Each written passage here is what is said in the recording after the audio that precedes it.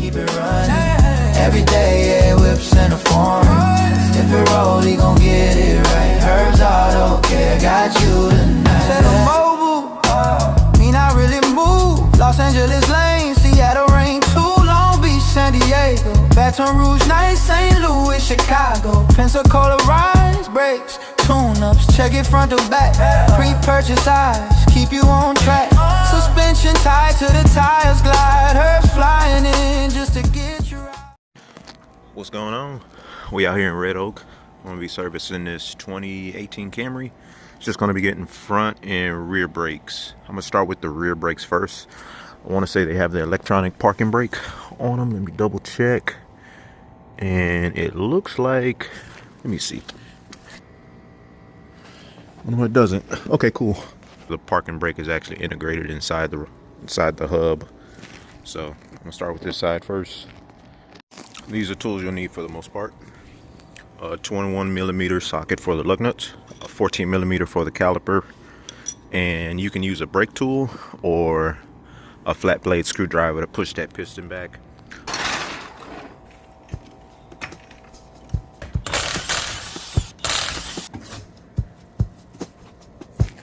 Like I said, on some of the models they'll have a electronic parking brake. So typically if it's that, I usually like to disassemble it and clean it while pushing it back. Makes it a little easier. There we go. Actually a pair of pliers that help too.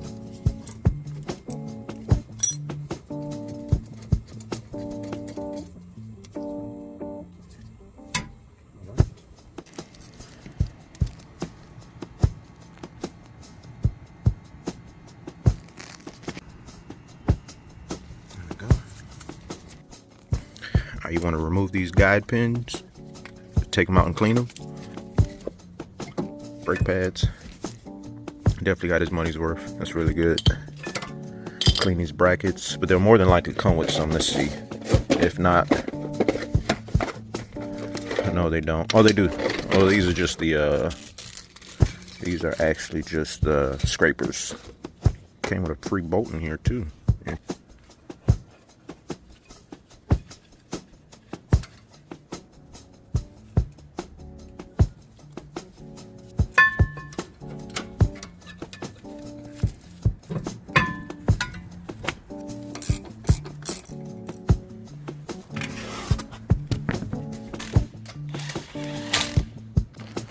Pretty much the same procedure on this side.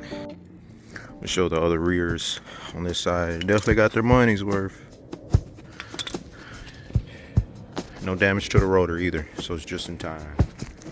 Since I already did the rear brakes, pumped and brakes for the fronts. Essentially you just need the same tools. 21 for the wheels, 14mm for the caliper. You can also use this screwdriver, a flat blade screwdriver, or a brake tool, or a C-clamp. And I use the pliers to hold the bolt in place in case it gets a little seized.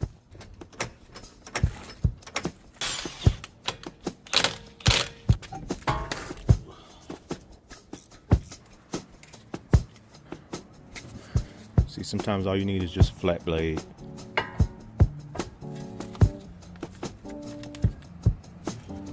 Look at these brakes. And these come with brand new clips. A lot of times some of the aftermarket ones tend to scrape the rotor, so always double check to make sure that they fit right. And the easiest way to put them on is just take one off one by one.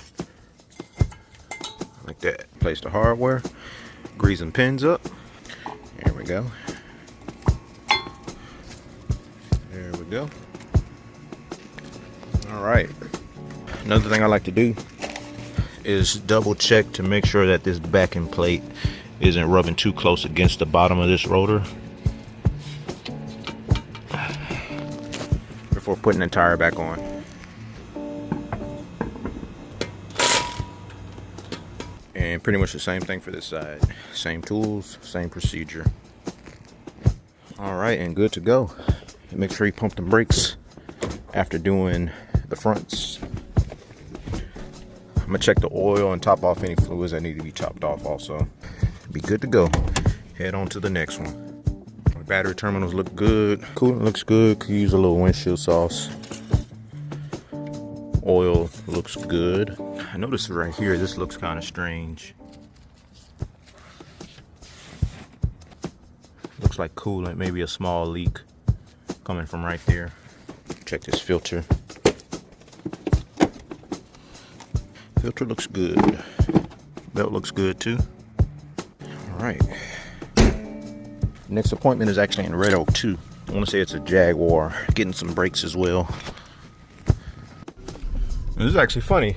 This next appointment is literally a couple doors down. I thought it was around the corner or something in another section of Red Oak, but it looked like it's like I don't even have to put on my seatbelt. It's that close. Because the car just finished, is right there, and the next one is